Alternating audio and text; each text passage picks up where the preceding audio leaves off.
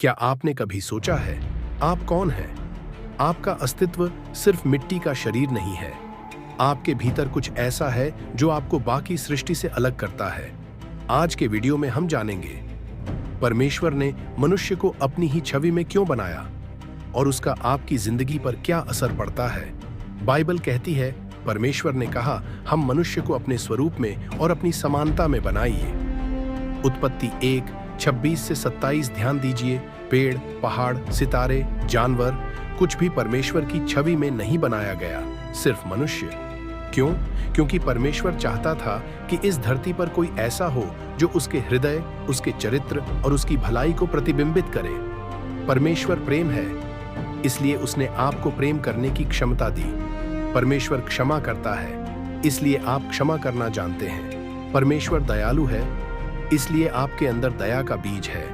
हम वो दर्पण हैं जो उसकी महिमा को दुनिया तक पहुंचाते हैं। 2 कुरिन्थियों 3:18। उत्पत्ति 3:8 बताती है कि परमेश्वर ठंड के समय बाग में चलता था और आदम के साथ संगति करता था। इससे पता चलता है आपको सिर्फ जीने के लिए नहीं, परमेश्वर के साथ संबंध के लिए बनाया गया है। जब आप प्रार्थना करते हैं, जब आप परमेश्वर से बात करते हैं, वह इसलिए सुनता है क्योंकि आप उसके दिल के करीब बनाए गए हैं। उत्पत्ति 1:26 में लिखा है कि मनुष्य को सारी सृष्टि पर अधिकार दिया गया।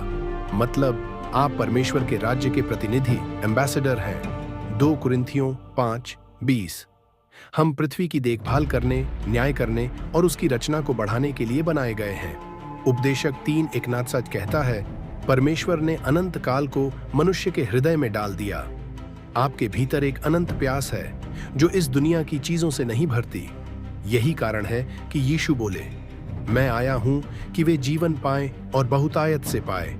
यूहन्ना 10:10। परमेश्वर चाहता था कि मनुष्य अपनी इच्छा से उसे चुने, इसलिए उसने उन्हें विकल्प दिया, भले और बुरे के ज्ञान के वृक्ष से न खाने का।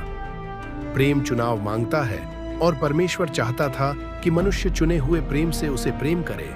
इसका मतलब है आप बेकार नहीं हैं, आप दुर्घटना नहीं हैं, आप गलती नहीं हैं, आप सामान्य नहीं हैं, आप परमेश्वर की छवि लेकर चल रहे हैं। आपकी कीमत दुनिया तय नहीं करती, आपका निर्माता तय करता है। यदि आज आपको महसूस हो रहा है कि आप अपने मूल्य को नहीं समझ पाए, तो याद रखिए आप परमेश्वर की उत्कृष्ट रचना हैं। आप उसकी छवि हैं, आप उसके हैं। लाइक, शेयर और सब्सक्राइब करें ताकि परमेश्वर के वचन का संदेश और लोगों तक पहुंच सके। और कमेंट में लिखें, मैं परमेश्वर की छवि में बनाया गया हूं।